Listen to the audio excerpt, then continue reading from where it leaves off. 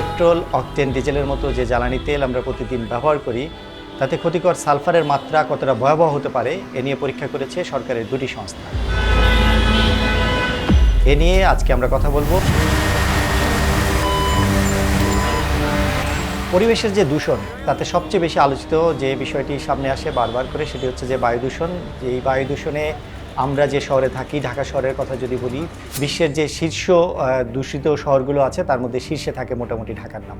গত বছরও ঢাকা ছিল দ্বিতীয়, এবারও ঢাকা প্রতি মাসেই আমরা নিয়মিত দেখছি যে 1, 2, 3, 4 এর মধ্যেই ঢাকার নাম আসছে প্রায় সময়। তো কেন এই দূষণ এবং এই দূষণের কারণ খুঁজতে গিয়ে আমাদের যে বিশেষজ্ঞরা আছেন তারা বেশিরভাগ সময় এটি বলে থাকেন যে এর একটি অন্যতম কারণ হচ্ছে পরিবহনের ধোঁয়া বা শিল্প কলকারখানার ধোঁয়া। এই ধোঁয়ার উৎস কি? ধোঁয়ার উৎস হচ্ছে জ্বালানি তেল, বিশেষ করে ডিজেল বা গাড়িতে ব্যবহৃত অকটেন বা পেট্রোল। আমাদের দেশে যে জ্বালানি তেল ব্যবহৃত হয়, পেট্রোল, অকটেন বা ডিজেল, এগুলোর যে মান সেটা আমরা বোঝার চেষ্টা করেছি যে খুবই সাম্প্রতিক সময় এগুলো পরীক্ষা হয়েছে দুটো ল্যাবে। একটা হচ্ছে আমাদের সরকারি সংস্থা বিএসটিআই, তারা নিজেরা পরীক্ষা করেছে ঢাকা শহরের বিভিন্ন পেট্রোল পাম্প থেকে নমুনা সংগ্রহ করে। আর আরেকটি বেসরকারি মোটরসাইকেল উৎপাদন কোম্পানি, তারাও আসলে একটি নমুনা সংগ্রহ করে আমাদের যে সায়েন্স ল্যাবরেটরি আছে সেখানে পরীক্ষা করিয়েছে। তেলের যে মানমাত্রা, সালফারের ক্ষেত্রে যে মানমাত্রা ধরা হয়ে থাকে সেটি আসলে 350 ppm পর্যন্ত, মানে এর বেশি হওয়া যাবে না কোনোভাবেই। কিন্তু পরীক্ষাগুলিতে দেখা গেছে যে বিএসটিআই যে 12টি নমুনা পরীক্ষা করেছে তার মধ্যে 9টি নমুনাতে প্রায় এটি 350-এর কাছাকাছি এসেছে, মানে যে মান ধরা আছে তার মধ্যেই ছিল। কিন্তু 3টিতে মানমাত্রা এসেছে খুবই ভয়াবহ পর্যায়ের, কোনোটিতে হয়তো 1300 থেকে 1600, 1700 পর্যন্ত হচ্ছে যে সালফারের পরিমাণ পাওয়া গেছে। আর বেসরকারি মোটরসাইকেল কোম্পানি যে নমুনাটি পরীক্ষা করেছে আমাদের সায়েন্স ল্যাবরেটরিতে, সেটিতে ছিল 2800 ppm। এটি আসলে যদি আমরা মানমাত্রার বিচারে যে ফলাফল পাওয়া গেছে সেটি খুবই খুবই খুবই ভয়াবহ, মানে এতটাই ভয়াবহ যে এই সালফার বাতাসে ছড়িয়ে পড়ার কারণে এটি আসলে সরাসরি আমাদের নিঃশ্বাসের সঙ্গে ফুসফুসে চলে যেতে পারে এবং ফুসফুস মারাত্মকভাবে ক্ষতিগ্রস্ত হতে পারে। আমরা যদি আরেকটি বিষয় দেখি যে আমাদের যে মানমাত্রা সরকারিভাবে নির্ধারণ করা আছে বা বিএসটিআই যেটি নির্ধারণ করে গেছে 350 ppm, আন্তর্জাতিক মানদণ্ডে সেটিও আসলে কতটা যৌক্তিক বা কতটা আসলে স্বাস্থ্যের জন্য উপযোগী। আমরা যদি দেখি বিশ্বজুড়ে বেশিরভাগ দেশে, যদি বলি ইউরোপীয় ইউনিয়ন বা অন্যান্য দেশগুলোতে, সব জায়গায় হচ্ছে যে ডিজেলের ক্ষেত্রে যে মানমাত্রা ধরা থাকে সালফারের সেটি আসলে 10 ppm।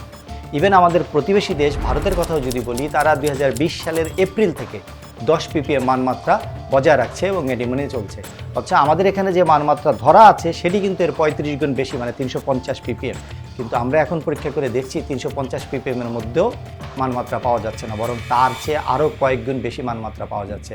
তার মানে এই যে এই বাতাসে ছড়িয়ে পড়া এই যে সালফার, এই যে কণা, এই নিঃশ্বাস নিলে এটা বাচ্চাদের ক্ষতি করছে, এটি বয়স্কদের ক্ষতি করছে, যে কোনো বয়সী মানুষের আসলে ক্ষতিগ্রস্ত হচ্ছে, কিন্তু ওরা বেশি ক্ষতিগ্রস্ত হচ্ছে, বিশেষ করে শিশুরা এবং বৃদ্ধরা। এবং এতে করে আমরা যদি দেখি সাম্প্রতিক সময়ে খেয়াল করলে দেখব যে এই শ্বাসকষ্টজনিত যে রোগ বা ফুসফুসের যে রোগ, এটা কিন্তু অনেক, মানে আনুপাতিক হারে সংখ্যা অনেক বেড়ে যাচ্ছে এবং এই ধরনের হাসপাতালগুলিতে নিয়মিত রোগীরা বাড়ছে। মানে তার মানে আমাদের বাতাসের যে দূষণ, এটি যদি কমাতে হয় তাহলে আমাদের এই যে তেল, ডিজেল, পেট্রোল বা অকটেনে সালফারের যে পরিমাণ সেটি কমাতে হবে। এবং সরকার বলছেন তারা এগুলি কমানোর চেষ্টা করছেন এবং সেই জন্য আমাদের যে আসলে এখানে যে তেল পরিশোধনাগার, আমরা যে বিদেশ থেকে অপরিশোধিত তেল এনে শোধন করার মাধ্যমে এই পেট্রোল, ডিজেল বা অকটেন তৈরি করি, সেটি একটি মাত্র শোধনাগার আমাদের আছে, যেটি আসলে 1968 সালে তৈরি। এরপরে আমাদের আর নতুন করে শোধনাগার হয়নি। একটি শোধনাগার করার প্রক্রিয়া শুরু হয়েছে 2012 সালে, যেটি সাম্প্রতিক সময় সরকার মাত্র পরিকল্পনা কমিশন থেকে অনুমোদন পেয়েছে এবং হয়তো সামনে একনেকে উঠবে। অনুমোদনের পর এটি সরকার নিজস্ব অর্থায়নে বাস্তবায়ন করার চেষ্টা করছে। তো বলা হচ্ছে যদি এটি হয় তাহলে হয়তো মানে সালফারের মাত্রা কমানো যাবে। কিন্তু আমাদের যে বিশেষজ্ঞরাদের সঙ্গে আমরা কথা বলেছি তারা বলছেন আসলে যত দ্রুত সম্ভব সরকারের এই মানমাত্রা একটা ধাপে ধাপে অন্তত 350-এর মধ্যে আনা এবং 350 থেকে ধাপে ধাপে আরও কমিয়ে আনতে হবে, যদি নাগরিকদের স্বাস্থ্য সচেতনতার কথা চিন্তা করতে হয়।